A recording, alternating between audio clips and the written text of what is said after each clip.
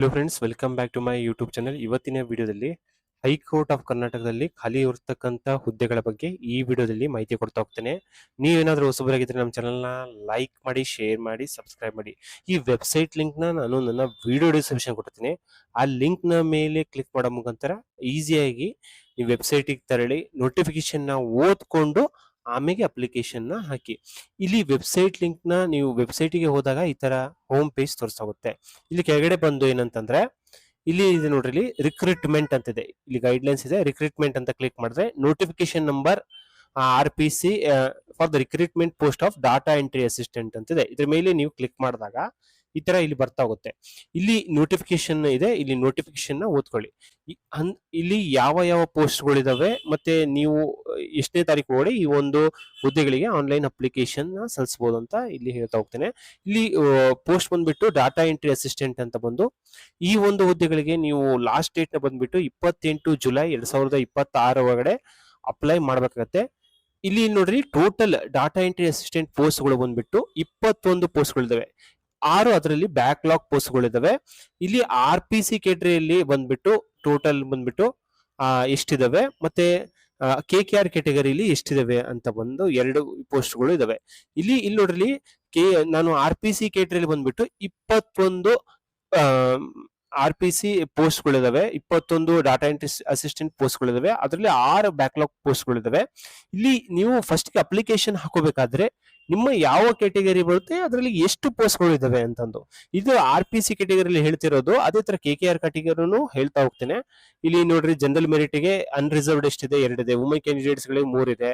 Rural candidates ಅದ್ರಲ್ಲಿ Kannada medium, PWD, persons with bench mark disability ಅಂತ ಹಿಂಗೆಲ್ಲ ಇದೆ. ಇಲ್ಲಿ ನೀವು ಎಕ್ಸ್ ಸರ್ವಿಸ್ ಮೆನ್ಗೆ ಎಷ್ಟಿದೆ, ಟೋಟಲ್ ಎಷ್ಟಿದೆ ಅಂತ ನೋಡ್ಕೋಬೇಕಾಗತ್ತೆ. ಫಸ್ಟ್ ಪೋಸ್ಟ್ಗಳು ಇದಾವೆ ಇಲ್ಲ ಅಂತ ನೀವು ನೋಡ್ಕೋಬೇಕಾಗತ್ತೆ. ಯಾಕಂತಂದ್ರೆ ನೀವು ಪೋಸ್ಟ್ ನ ನೋಡ್ಲಾರ್ದೆ ಅಪ್ಲೈ ಮಾಡಿದ್ರಿ ಅಂತಂದ್ರೆ ಪೇಮೆಂಟ್ ಮಾಡಿಬಿಟ್ಟಿರ್ತೀರಾ, ಫೈನಲಿಗೆ ಏನಂತಂದ್ರೆ ನಿಮ್ಮ ಅಪ್ಲಿಕೇಶನ್ ಸಬ್ಮಿಟ್ ಆಗೋದಿಲ್ಲ. ಇಲ್ಲಿ ಸ್ಟಾರ್ ಅಂತ ಬಂದ್ರೆ ಬ್ಯಾಕ್ಲಾಗ್ ವೇಕೆನ್ಸೀಸ್ ಬರ್ತಾ ಹೋಗುತ್ತೆ. ಡಬಲ್ ಸ್ಟಾರ್ ಬಂದ್ರೆ ಇಲ್ಲಿ ಮೋಸ್ಟ್ ಬ್ಯಾಕ್ವರ್ಡ್ ಕ್ಲಾಸಸ್ಗಳು ಬರ್ತಾ ಹೋಗ್ತವೆ. ಟೋಟಲ್ ನೋಡ್ರಿ, ನಾನು ಹೇಳಿದಂಗೆ 21, ಅದರಲ್ಲಿ 6 ಬ್ಯಾಕ್ಲಾಗ್ ಪೋಸ್ಟ್ಗಳು ಇದಾವೆ. ಇಲ್ಲಿ ಜನರಲ್ ಮೆರಿಟ್ಗಳಿಗೆ ಮತ್ತೆ ಜನರಲ್ ಮೆರಿಟ್ಗಳು ಎಷ್ಟಿದಾವೆ, ಮತ್ತೆ ಏನಂತಂದ್ರೆ PWD ಏನ್ ಕ್ಯಾಂಡಿಡೇಟ್ಸ್ ಗಳಿಗೆ, ಏನ್ ಸ್ಪೆಷಲ್ ಕ್ಯಾಂಡಿಡೇಟ್ಸ್ ಗಳಿಗೆ ಏನೇನು ಎಷ್ಟೆಷ್ಟು ಪೋಸ್ಟ್ ಇದಾವೆ ಅಂತ ನೋಡ್ಬೇಕಾಗ್ತದೆ. ಇಲ್ಲಿ ಸ್ಕೇಲ್ ಆಫ್ ಪೇನ ಬಂದ್ಬಿಟ್ಟು 25,000 ಇಂದ 81,000 ತನಕ ಇದೆ. ಮೆಥಡ್ ಆಫ್ ರಿಕ್ರೂಟ್ಮೆಂಟ್ ಬಂದ್ಬಿಟ್ಟು ನಿಮ್ಗೆ ಯಾವ ರೀತಿ ಮಾಡ್ತಾ ಹೋಗ್ತಾರೆ ಅಂತ ಬಂದ್ರೆ, ಇಲ್ಲಿ ಎಲಿಜಿಬಿಲಿಟಿ ಕ್ರೈಟೀರಿಯಾ ನೀವು ನೋಡ್ಕೋಬೇಕಾಗುತ್ತೆ. ಫಸ್ಟ್ ಗೆ ನೀವು ಪೋಸ್ಟ್ ಅಪ್ಲೈ ಮಾಡ್ತೀರಿ ಅಂತಂದ್ರೆ ಯಾವ ಒಂದು ಎಲಿಜಿಬಿಲಿಟಿ ಕ್ರೈಟೀರಿಯಾ, ಕ್ವಾಲಿಫಿಕೇಶನ್ ಏನಾಗಿರ್ಬೇಕು ಅಂತಂದ್ರೆ BSc ಆದವರು, ಆರ್ಟ್ಸ್, ಕಾಮರ್ಸ್ ಅಥವಾ ಕಂಪ್ಯೂಟರ್ ಅಪ್ಲಿಕೇಶನ್ ಆದವರು, ಬಿಸ್ನೆಸ್ ಮ್ಯಾನೇಜ್ಮೆಂಟ್ ಆದವರು ಮಿನಿಮಮ್ ಏನಂತಂದ್ರೆ 55% ಇಂದ ಪಾಸ್ ಆಗಿರ್ಬೇಕಾದ್ರೆ ಜನರಲ್ ಕ್ಯಾಟಗರಿ ಆಗಿದ್ರೆ. ಅದರ್ ಬ್ಯಾಕ್ವರ್ಡ್ ಕ್ಲಾಸಸ್ ಬಂದ್ಬಿಟ್ಟು 50% ಅಗ್ರಿಗೇಟ್ ಮಾರ್ಕ್ಸ್ ಇಂದ ಪಾಸ್ ಆಗಿರ್ಬೇಕಾಗತ್ತೆ. SC ST ನವರು ಬಂತು ಅದರಲ್ಲಿ. ಮತ್ತೇನಂತಂದ್ರೆ ನಿಮ್ಗೆ ಡಿಗ್ರಿ 55 ಅಥವಾ 50% ಇಂದ ಪಾಸ್ ಆಗಿ ಏನಂತಂದ್ರೆ ನಿಮ್ಮ ಹತ್ರ ಏನಂತಂದ್ರೆ senior grade typewriting examination in English ಮತ್ತೆ ಕನ್ನಡ ಆಗಿರ್ಬೇಕಾಗತ್ತೆ. ವಿತ್ ಏನಂತಂದ್ರೆ knowledge of operation of computers.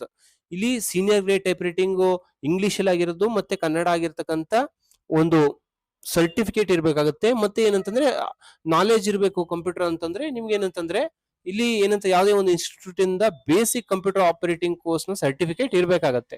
Age limit ನ ಬಂದ್ರೆ ಜನರಲ್ ಮೆರಿಟ್ ಬಂದ್ರೆ 40 ವರ್ಷ ತನಕ ಅಪ್ಲೈ ಮಾಡಬಹುದು. Category 2A 2B 3A 3B ಬಂದ್ರೆ 43 ಇಯರ್ಸ್ ತನಕ ಅಪ್ಲೈ ಮಾಡಬಹುದು. SC ST ಕ್ಯಾಟಗರೀಸ್ ಬಂದ್ರೆ SC ST ಮತ್ತೆ ಕ್ಯಾಟಗರಿ 1 ಬಂದ್ರೆ 45 ವರ್ಷ ತನಕ ಅಪ್ಲೈ ಮಾಡಬಹುದು. ಇಲ್ಲಿ ಏನಂತಂದ್ರೆ ನೀವು SBI ಗೇಟ್ವೇ ಮುಖಾಂತರ ನೀವು ಫೀನ ಪೇಮೆಂಟ್ ಮಾಡ್ಬೇಕಾಗತ್ತೆ. ಜನರಲ್ ಮೆರಿಟ್ ಆದ್ರೆ 350 ರೂಪಾಯಿ ಫೀನ ಪೇಮೆಂಟ್ ಮಾಡ್ಬೇಕಾಗತ್ತೆ. Category 2A 2B 3A 3B ನವ್ರು ಬಂದ್ರೆ 350 ರೂಪಾಯಿ ಫೀ ಪೇಮೆಂಟ್ ಮಾಡೋಗತ್ತೆ. ಅದೇ ತರ SC ST ಮತ್ತೆ PWD ಕ್ಯಾಂಡಿಡೇಟ್ಸ್ ಬಂದ್ರೆ 200 ರೂಪಾಯಿ ಫೀನ ಪೇಮೆಂಟ್ ಮಾಡ್ಬೇಕಾಗುತ್ತೆ. ಇಲ್ಲಿ ನಿಮ್ಗೆ data entry data entry assistant ಬಂದ್ಬಿಟ್ಟು ನಿಮ್ಗೆ ಯಾವ ರೀತಿ ಸೆಲೆಕ್ಟ್ ಮಾಡ್ತಾ ಹೋಗ್ತಾರೆ ಅಂತಂದ್ರೆ, ಟೈಪಿಂಗ್ ಟೆಸ್ಟ್ ಬಂದ್ಬಿಟ್ಟು 100 ಮಾರ್ಕ್ಸ್ ಇರುತ್ತೆ. 60 ಮಾರ್ಕ್ಸಿಗೆ ಪಾಸಿಂಗ್ ಇರುತ್ತೆ. ಇಲ್ಲಿ ಟೈಪಿಂಗ್ ಟೆಸ್ಟ್ ಯಾವ ರೀತಿ ಇರುತ್ತೆ ಅಂತ ಹೇಳ್ತಾ ಹೋಗ್ತೀನಿ. ಇಲ್ಲಿ ಇಂಟರ್ವ್ಯೂ ಬಂದ್ಬಿಟ್ಟು 20 ಮಾರ್ಕ್ಸ್ ಇರುತ್ತೆ, 10 ಮಾರ್ಕ್ಸಿಗೆ ಪಾಸ್ ಇರುತ್ತೆ. 120ಕ್ಕೆ 70 ತಗೊಂಡ್ರು ಪಾಸ್ ಆಗ್ತಾ ಹೋಗ್ತೀರಾ. ಇಲ್ಲಿ ಯಾವ ರೀತಿ ಟೈಪಿಂಗ್ ಟೆಸ್ಟ್ ಇರುತ್ತೆ ಅಂತಂದ್ರೆ 500 ವರ್ಡ್ಸ್ ನ ಬಂದ್ಬಿಟ್ಟು ಏನಂತಂದ್ರೆ 10 ನಿಮಿಷ ಅಥವಾ ಏನಂದ್ರೆ 20 ನಿಮಿಷದಲ್ಲಿ ಟೈಪ್ ಮಾಡ್ತಾ ಹೋಗ್ಬೇಕತ್ತೆ. ಇಂಟರ್ವ್ಯೂ ಟೈಪಿಂಗ್ ಟೆಸ್ಟ್ ಕ್ಲಿಯರ್ ಮಾಡಿದವರಿಗೆ ಇಂಟರ್ವ್ಯೂ ಇರುತ್ತೆ. ಇಲ್ಲಿ ಅದೇ ರೀತಿ ನಿಮ್ಗೆ ಬಂದ್ಬಿಟ್ಟು KKR ಕ್ಯಾಟಗರಿಗೆ ಬಂದ್ಬಿಟ್ಟು 28 ಜುಲೈ ಒಳಗಡೆ ನೀವು ಅಪ್ಲೈ ಮಾಡ್ಬೇಕಾಗತ್ತೆ. ಇಲ್ಲಿ 7 ಪೋಸ್ಟ್ಗಳಿದಾವೆ, ಅದರಲ್ಲಿ 5 ಬ್ಯಾಕ್ಲಾಗ್ ಪೋಸ್ಟ್ಗಳಿದಾವೆ. ನೀವು ಫಸ್ಟಿಗೆ ಅಪ್ಲೈ ಮಾಡಬೇಕಾದ್ರೆ ಯಾವೊಂದು ಕ್ಯಾಸ್ಟು ನಿಮ್ದು ಮತ್ತೆ ಏನಂತ ಕ್ಯಾಟಗರಿ ಮೇಲೆ ನೀವು ಕ್ಯಾಟಗರಿನ ಎಲ್ಲ ಕರೆಕ್ಟ್ ಆಗಿ ಕ್ಯಾಟಗರಿನ ನೋಡ್ಕೊಂಡು ಅಪ್ಲೈ ಮಾಡ್ಬೇಕಾಗತ್ತೆ. ಇಲ್ಲೂ ಬಂದ್ಬಿಟ್ಟು ಪೇ ಸ್ಕೇಲ್ ಅಷ್ಟೇ ಇರುತ್ತೆ. ಸೇಮ್ ನಿಮ್ಗೆ ಎಜುಕೇಶನ್ ಕ್ವಾಲಿಫಿಕೇಶನ್ ಬಂದ್ಬಿಟ್ಟು ಸೇಮ್ ಇರ್ತಾ ಹೋಗುತ್ತೆ. ಏನ್ ಡಿಗ್ರಿ ಆಗಿರ್ಬೇಕು, ಮತ್ತೆ ಟೈಪ್ ರೈಟಿಂಗ್ ಎಕ್ಸಾಮಿನೇಷನ್ ಇಂಗ್ಲಿಷ್ ಮತ್ತೆ ಕನ್ನಡದಲ್ಲಿ, ಮತ್ತೆ ನಾಲೆಜ್ ಕಂಪ್ಯೂಟರ್ ನಾಲೆಜ್ ನೇ ಇರಬೇಕಾಗತ್ತೆ. ಫೀನ ಬಂದ್ಬಿಟ್ಟು ಫೀನು ಕೂಡ 350 ರೂಪಾಯಿ ಫೀನ KKR ಕ್ಯಾಟಗರಿ ಇರುತ್ತೆ. 2A ಮತ್ತೆ ಬಂದ್ಬಿಟ್ಟು 350 ಫೀಸ್ ನ ಇದೇ ತರ ಇರುತ್ತೆ. ಮತ್ತೆ ಟೈಪಿಂಗ್ ಟೆಸ್ಟ್ ಯಾವ ರೀತಿ ಇರುತ್ತೆ ಅಂತ ಸೇಮ್ RPC ಕ್ಯಾಟಗರಿಲಿ ಯಾವ ರೀತಿ ಇರುತ್ತೆ ಅಂತ ಬಂದು ಅದೇ ತರ ಇರ್ತಾ ಹೋಗುತ್ತೆ.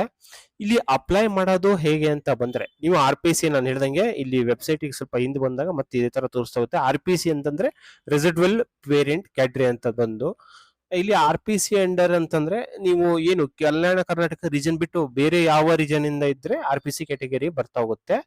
ಇಲ್ಲಿ KKR ಅಂತಂದ್ರೆ ಇಲ್ಲಿ ಕ್ಲಿಕ್ ಮಾಡ್ಬೇಕಾಗತ್ತೆ. ಇಲ್ಲಿ ನಾನು RPC ಕ್ಯಾಟಗರಿನ ಅಪ್ಲೈ ಮಾಡೋದಕ್ಕೆ ಹೇಳ್ತಾ ಹೋಗ್ತೇನೆ. ಇಲ್ಲಿ ನೋಡ್ರಿ, ಲಾಸ್ಟ್ ಡೇಟ್ ಬಂದ್ಬಿಟ್ಟು 28/7/26. ಏಜ್ ನ ಲಿಮಿಟ್ ನೋಡ್ಕೊಳ್ರಿ, ಇಲ್ಲಿ ಎಲ್ಲ ಇದೆ ಯಾವ ರೀತಿ ಅಂತಂದು. ಮತ್ತೆ ನಿಮ್ಗೆ ಏನಂತಂದ್ರೆ ನಾನು ಹೇಳ್ದಂಗೆ ಯಾವುದೇ ಒಂದು ಡಿಗ್ರಿ ಜೊತೆಗೆ senior grade English typing, Kannada typing ಆಗಿರ್ತಕ್ಕಂಥದ್ದು, ಮತ್ತೆ ಕಂಪ್ಯೂಟರ್ ನಾಲೆಜ್ ಇರ್ತಕ್ಕಂಥ ಒಂದು ಸರ್ಟಿಫಿಕೇಟ್ ಇರ್ಬೇಕತ್ತೆ.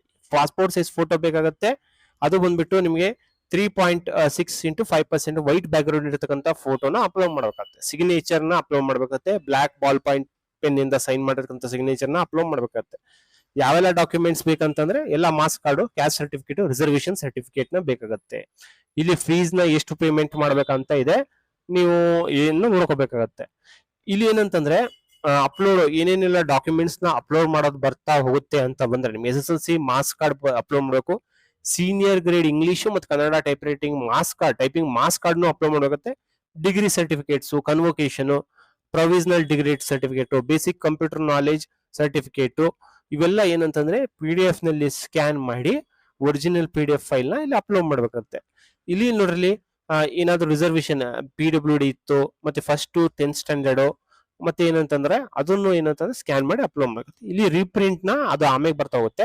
ಈ ಫಸ್ಟಿಗೆ ನೀವು ಏನಂತಂದ್ರೆ ಯಾವ ಒಂದು ರೀಜನ್ ಕಾರ್ಡ್ ಅಪ್ಲೈ ಮಾಡ್ಬೇಕಂತಿದ್ದೀರಾ ಅದ್ರ ಮೇಲೆ ನೀವು ಇಲ್ಲಿ ಕ್ಲಿಕ್ ಮಾಡಿದ್ರೆ, ಇಲ್ಲಿ ನಾನು RPC ಕೇಟ್ರೆ ಇಲ್ಲಿ ನೋಡ್ರಿ RPC ಅಂತ ಬರುತ್ತೆ. ಈ ತರ ಇಲ್ಲಿ KKR ಇದ್ರೆ KKR ಅಂತ ಬರುತ್ತೆ. ಅದನ್ನಷ್ಟೇ ನೀವು ತುಂಬ್ಕೊಂತ ಹೋಗ್ಬೇಕಾಗುತ್ತೆ. ಇಲ್ಲಿ ಆನ್ಲೈನ್ ಅಪ್ಲಿಕೇಶನ್ ಅಂತಿದೆ, ಇದ್ರ ಮೇಲೆ ನೀವು ಕ್ಲಿಕ್ ಮಾಡ್ಬೇಕಾಗತ್ತೆ.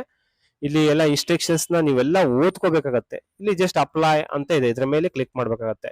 ಇಲ್ಲಿ ನೋಡ್ರಿ, ಕ್ಲಿಕ್ ಮಾಡಿದಾಗ ಇಲ್ಲಿ ನೀವು ಯಾವ ಒಂದು ರೀಜನ್ ಅಂತ ಇದೆಲ್ಲ, data entry assistant RPC KKR apply ಮಾಡಿದ್ರೆ KKR ಬರ್ತಾಗುತ್ತೆ. ಇಲ್ಲಿ SSLC ಮಾರ್ಕ್ಸ್ ಕಾರ್ಡ್ ಪ್ರಕಾರ ನಿಮ್ಮ ಹೆಸರನ್ನ ಟೈಪ್ ಮಾಡ್ಬೇಕಾಗತ್ತೆ. ಫಾದರ್ನ ನೇಮ್ ಇಲ್ಲಿ ಟೈಪ್ ಮಾಡ್ಬೇಕಾಗತ್ತೆ. ಮೇಲೋ ಫಿಮೇಲೋ ಟ್ರಾನ್ಸ್ಜೆಂಡರ್ ಅಂತ. ಡೇಟ್ ಆಫ್ ಬರ್ತ್ ನ ತುಂಬಬೇಕಾಗತ್ತೆ, ಯಾವೊಂದು ಇಯರ್. ಇಲ್ಲಿ ಡೇಟ್ ಆಫ್ ಬರ್ತ್ ಹಾಕಿದ್ರೆ ಯಾವೊಂದು ಎಷ್ಟು ಏಜ್ ಇದೆ ಅಂತ ನಿಮ್ಗೆ ಬರ್ತಾಗುತ್ತೆ. RPC ಕ್ಯಾಟಗರಿ ಅಂಡರ್ ಅಪ್ಲೈ ಮಾಡ್ಸೋದ್ರಿಂದ ಇಲ್ಲಿ ಏನು ಎಡಿಟ್ ಮಾಡೋದಕ್ಕೆ ಬರೋಲ್ಲ, ಹಾಗಾಗಿ ಎಸ್ ಅಂತ ಆಟೋಮೆಟಿಕ್ ಸೆಲೆಕ್ಟ್ ಆಗಿಬಿಟ್ಟಿರುತ್ತೆ. ಇಲ್ಲಿ ಏನಂತಂದ್ರೆ ನಿಮ್ದು ಯಾವ ಒಂದು ಕ್ಯಾಸ್ಟ್ ಯಾವ್ದಿದೆ ನಿಮ್ದು ಅದನ್ನ, ಮತ್ತೆ SC ನವರಿಗೆ ಅದ್ರಲ್ಲಿ SC ನವರಿದ್ರೆ ABC ಯಾವ ಸರ್ಟಿಫಿಕೇಟ್ ಇದ್ರೆ ಅದನ್ನ ಹಾಕ್ಬೇಕಾಗುತ್ತೆ. ಸರ್ಟಿಫಿಕೇಟ್ ನಂಬರು ಯಾವ ಒಂದು ಡೇಟ್ ಅಲ್ಲಿ ಇಶ್ಯೂ ಆಗಿದೆ. ರೂರಲ್ ಇದ್ರೆ ರೂರಲ್ ಅಂತ ಟಿಕ್ ಮಾಡಿ ಡೇಟ್ ಆಫ್ ಸರ್ಟಿಫಿಕೇಟ್ ಇಶ್ಯೂ ಆಗಿರ್ಬೇಕಾಗತ್ತೆ. ಇಲ್ಲಿ ಏನಂತಂದ್ರೆ first to 10th standard BO issue date, creamy layer ಇದ್ರೆ ಕ್ರಿಮಿಲಿಯರ್ ಇಶ್ಯೂ ಡೇಟ್ ನ ಇರ್ಬೇಕಾಗುತ್ತೆ. GM ಕ್ಯಾಂಡಿಡೇಟ್ಸ್ ಒಂದೇ ಇದು. ಬೆಂಚ್ ಮಾರ್ಕ್ ಡಿಸಬಿಲಿಟಿ ಇದ್ರೆ ಅದು ಒಂದು ಸರ್ಟಿಫಿಕೇಟ್. ನೇಚರ್ ಆಫ್ ಡಿಸಬಿಲಿಟಿ, ಯಾವ ಒಂದು ಡಿಸಬಿಲಿಟಿ ಇದೆ. ಕನ್ನಡ ಮೀಡಿಯಂ ಇದ್ರೆ ಕನ್ನಡ ಮೀಡಿಯಂ ಸರ್ಟಿಫಿಕೇಟ್. ಏನಂತಂದ್ರೆ BO ಇಂದ ಇಶ್ಯೂ ಆಗಿರ್ಬೇಕಾಗುತ್ತೆ. ಡೇಟ್ ಆಫ್ ಸರ್ಟಿಫಿಕೇಟ್ ನ ಹಾಕಿರ್ಬೇಕಾಗುತ್ತೆ. ಡೇಟ್ ಆಫ್ ಸರ್ಟಿಫಿಕೇಟ್ ನ ಯೋಜನಾ ನಿರಾಶ್ರಿತ ಅಭ್ಯರ್ಥಿ ಆಗಿದ್ರೆ ಅದರ ಒಂದು ಸರ್ಟಿಫಿಕೇಟ್ ನಂಬರ್ ನ ಹಾಕ್ಬೇಕಾಗುತ್ತೆ ಸ್ಟಿಕ್ ಮಾಡಿ. ಎಕ್ಸ್ ಸರ್ವಿಸ್ ಮ್ಯಾನ್ ಇದ್ರೆ ಅದರ ಎಷ್ಟು ವರ್ಷ ಸರ್ವಿಸು, ರಿಜಿಸ್ಟ್ರೇಷನ್ ಡೇಟ್. ಮ್ಯಾರಿಡ್ ಇದ್ರೆ ಮ್ಯಾರಿಡ್, ಅನ್ಮ್ಯಾರಿಡ್ ಇದ್ರೆ ಅನ್ಮ್ಯಾರಿಡ್. ಮ್ಯಾರಿಡ್ ಅಂತ ಸೆಲೆಕ್ಟ್ ಮಾಡಿದ್ರೆ ಇಲ್ಲಿ ಏನಂತಂದು ಡೈವೋರ್ಸ್, ಸಿಂಗಲ್, ಸ್ಪೌಸ್ ಅಂತಂದು ಇಲ್ಲಿ ತುಂಬಬೇಕಾಗತ್ತೆ. ಮ್ಯಾರಿಡ್ ಇದ್ರೆ ಇಲ್ಲಿ ನೋಡ್ರಿ, ಮ್ಯಾರಿಡ್ ಅಲ್ಲಿ ಏನಂತಂದ್ರೆ ಇದನ್ನು ಬರ್ತಾ ಹೋಗುತ್ತೆ. ಇಲ್ಲಿ ನೀವು ಇದರಲ್ಲಿ ಯಾವ್ದು ಇಲ್ಲ ಅಂತಂದ್ರೆ ನಿಮ್ಮ ಇಲ್ಲಿ ಸಪೋಸ್ ನೀವು ಹೆಣ್ಮಕ್ಳು ಅಪ್ಲೈ ಮಾಡ್ತಿದ್ರೆ ನಿಮ್ಮ ಗಂಡನ ಹೆಸರು ಹಾಕಬೇಕಾಗತ್ತೆ. ಗಂಡನ ಅವರು ಇನ್ನು ಹುಡುಗರು ಅಪ್ಲೈ ಮಾಡ್ತಿದ್ರೆ ಅವ್ರ ಹೆಂಡತಿ ಹೆಸರನ್ನ ಹಾಕ್ಬೇಕಾಗತ್ತೆ. ಇಲ್ಲಿ ಸಿಟಿಸನ್ ಬಂದ್ಬಿಟ್ಟು ನೀವು ಇಂಡಿಯನ್ಸ್ ಇದ್ರೆ ಇಂಡಿಯನ್ಸ್ ನ ಇಲ್ಲಿ ತುಂಬಬೇಕಾಗತ್ತೆ. ಪ್ರೆಸೆಂಟ್ ಅಡ್ರೆಸ್ ನ ತುಂಬಬೇಕಾಗತ್ತೆ. ಏರಿಯಾ ಯಾವುದು, ಡಿಸ್ಟ್ರಿಕ್ಟ್ ಯಾವುದು, ಸ್ಟೇಟ್ ಯಾವುದು, ತಾಲೂಕ್ ಯಾವುದು, ಡಿಸ್ಟ್ರಿಕ್ಟ್ ಯಾವುದು, ತಾಲೂಕ್ ಯಾವುದು, ಪಿನ್ ಕೋಡ್ ಯಾವುದು, ಪರ್ಮನೆಂಟ್ ಅಡ್ರೆಸ್ ಏನು, ಏರಿಯಾ ಏನು, ಸ್ಟೇಟ್ ಏನು, ಡಿಸ್ಟ್ರಿಕ್ಟ್ ಏನು, ಮತ್ತೆ ಯಾವೊಂದು ಸ್ಟೇಟ್ ಇಲ್ಲ ಅಂತಂದ್ರೆ ಯಾವೊಂದು ಸ್ಟೇಟ್ ಅಂತ ಇಲ್ಲಿ ಮೆನ್ಷನ್ ಮಾಡಾಗುತ್ತೆ. Mobile number, land line number, email I D. ಇಲ್ಲಿ ಏನಂತಂದ್ರೆ ನೀವೇನಂತಂದ್ರೆ ಈ ಗೌರ್ಮೆಂಟ್ ಅಲ್ಲಿ ಕೆಲಸ ಮಾಡ್ತಿದ್ರೆ ಇಲ್ಲಿ ಡೀಟೇಲ್ಸ್ ನ ಹಾಕ್ಬೇಕಾಗತ್ತೆ. ಇಲ್ಲ ಅಂತಂದ್ರೆ ಇಲ್ಲ. ಯಾವ್ದೇ ಒಂದು ಎನ್ಕ್ವೈರಿ ಇದ್ರೆ ಎಸ್ ಅಂತ ಹಾಕ್ಬೇಕಾಗತ್ತೆ, ಇಲ್ಲ ಅಂತಂದ್ರೆ ನೋ. ಇಲ್ಲಿ ಅಪ್ಲಿಕೆಂಟ್ ಏನ್ ಬಂದ್ಬಿಟ್ಟು ಯಾವುದೇ ತರದ ಕೇಸ್ ಇದೆನಾ ಅಂತ ಕೇಳ್ತಿದೆ. ಸಿವಿಲ್ ಕ್ರಿಮಿನಲ್ ಪ್ರೊಸೀಡಿಂಗ್ಸ್ ಇದ್ರೆ ಇಲ್ಲಿ ಎಸ್ ಅಂತ ಹಾಕ್ಬೇಕಾಗತ್ತೆ. ಅದನ್ನ ಡೀಟೇಲ್ಸ್ ಇಲ್ಲಿ ಇಲ್ದೋರೆ ಅಪ್ಲೈ ಮಾಡಿ ನೋ ಅಂತ ಹಾಕ್ಬೇಕಾಗತ್ತೆ. ಇಲ್ಲಿ ಏನಂತಂದ್ರೆ ಇದ್ರ ಮೇಲೆ ಕ್ಲಿಕ್ ಮಾಡಿ ಪ್ರಿವ್ಯೂ ಅಂತ ಕ್ಲಿಕ್ ಮಾಡ್ಬೇಕಾಗತ್ತೆ. ಪ್ರಿವ್ಯೂ ಅಂತ ಕ್ಲಿಕ್ ಮಾಡಿದಾಗ ಏನಂತಂದ್ರೆ ನಿಮ್ಗೇನಂತಂದ್ರೆ ಪ್ರಿವ್ಯೂ ಅಂತ ಕ್ಲಿಕ್ ಮಾಡಿದಾಗ ನಿಮ್ದು ಎಲ್ಲಾ ಡೀಟೇಲ್ಸ್ ಬರ್ತಾ ಹೋಗುತ್ತೆ. ಎಲ್ಲ ಕರೆಕ್ಟ್ ಆಗಿದ್ರೆ ಏನಂತಂದ್ರೆ ನೀವು ಸಬ್ಮಿಟ್ ಮಾಡ್ಬೇಕಾಗತ್ತೆ. ಸಬ್ಮಿಟ್ ಮಾಡಿದಾಗ ಮತ್ತೇನಂತಂದ್ರೆ ಮತ್ತೊಂದು ಎಡಿಟ್ ಮಾಡೋದಕ್ಕೆ ಬರೋದಿಲ್ಲ. ಸಬ್ಮಿಟ್ ಮಾಡೋದಕ್ಕಂತ ಆ ಒಂದು ಅಪ್ಲಿಕೇಶನ್ ನಂಬರ್ ಬರ್ತಾ ಹೋಗುತ್ತೆ. ಮುಂದೇನಂತಂದ್ರೆ ನಿಮ್ಮ SSLC ಡೀಟೇಲ್ಸ್, ಡಿಗ್ರಿ ಡೀಟೇಲ್ಸ್ ನ ಆಡ್ ಮಾಡ್ತಕ್ಕಂಥದ್ದು ಬರ್ತಾ ಹೋಗುತ್ತೆ. ಡಿಗ್ರಿ ಡೀಟೇಲ್ಸ್ ನ ಡಿಗ್ರಿನ ಡೀಟೇಲ್ಸ್ ಮತ್ತೆ ಏನಂತಂದ್ರೆ ಇದ್ರ ಡೀಟೇಲ್ಸ್ ನ ಎಲ್ಲ ಅಪ್ಲೋಡ್ ಮಾಡ್ಬೇಕಾಗತ್ತೆ. ನೆಕ್ಸ್ಟ್ ಕೊಡೋಕಂತ ಏನಂತಂದ್ರೆ ನೆಕ್ಸ್ಟ್ ಕೊಡ್ತಾ ಹೋಗ್ಬೇಕಾಗತ್ತೆ. ಕೆಲವೊಂದ್ಸತಿ ಇಲ್ಲಿ ಏನಾಗ್ತಾ ಹೋಗುತ್ತೆ ಅಂತಂದ್ರೆ ಫಸ್ಟಿಗೆ ಪೇಮೆಂಟ್ ಮಾಡಬೇಕಾಗತ್ತೆ. ಆಮೇಲೆ ಡಾಕ್ಯುಮೆಂಟ್ಸ್ ನ ಅಪ್ಲೋಡ್ ಮಾಡ್ಬೇಕಾಗತ್ತೆ. ಹಾಗಾಗಿ ಏನಂತಂದ್ರೆ ನೀವೆಲ್ಲ ಇದೆಲ್ಲ ಏನು ಅಂತಂದ್ರೆ ಎಜುಕೇಶನಲ್ ರಿಕ್ವೈರ್ಮೆಂಟ್ಸ್ ಮೀಟ್ ಆಗ್ತಿದಿರೋ ಇಲ್ಲ ಅಂತ ನೋಡಿ ಕೆಲವೊಂದ್ಸತಿ ಏನಂತಂದ್ರೆ ಫಸ್ಟೇ ಪೇಮೆಂಟ್ ಮಾಡ್ಬೇಕಾಗತ್ತೆ, ಆಮೇಲೆ ಡಾಕ್ಯುಮೆಂಟ್ಸ್ ಅಪ್ಲೋಡ್ ಮಾಡ್ಬೇಕಾಗತ್ತೆ. ಹಾಗಾಗಿ ಏನಂತಂದ್ರೆ ನೀವು ಫಸ್ಟೇ ಪೇಮೆಂಟ್ ಮಾಡಿದ್ರೆ ಡಾಕ್ಯುಮೆಂಟ್ಸ್ ಇಲ್ಲ ಅಂತಂದ್ರೆ ಅಪ್ಲೋಡ್ ಮಾಡೋದಕ್ಕೆ ಬರೋದಿಲ್ಲ. ಹಾಗೆ ಏನಂತಂದ್ರೆ ಅಪ್ಲಿಕೇಶನ್ ಕ್ಲಿಯರ್ ಆಗೋದಿಲ್ಲ. ಹಾಗಾಗಿ ಫಸ್ಟ್ ನೀವೆಲ್ಲ ಎಜುಕೇಶನಲ್ ಕ್ರೈಟೀರಿಯಾ ಮೀಟ್ ಆಗ್ತೀರಾ ಅಂತಂದ್ರೆ ಇಲ್ಲಿ ಅಪ್ಲೈ ಮಾಡ್ಬೋದು. ಈ ವಿಡಿಯೋ ನಿಮ್ಗೆ ಇಷ್ಟವಾದಲ್ಲಿ ನಮ್ಮ ಚಾನೆಲ್ ನ ಲೈಕ್ ಮಾಡಿ, ಶೇರ್ ಮಾಡಿ, ಸಬ್ಸ್ಕ್ರೈಬ್ ಮಾಡಿ. Thank you.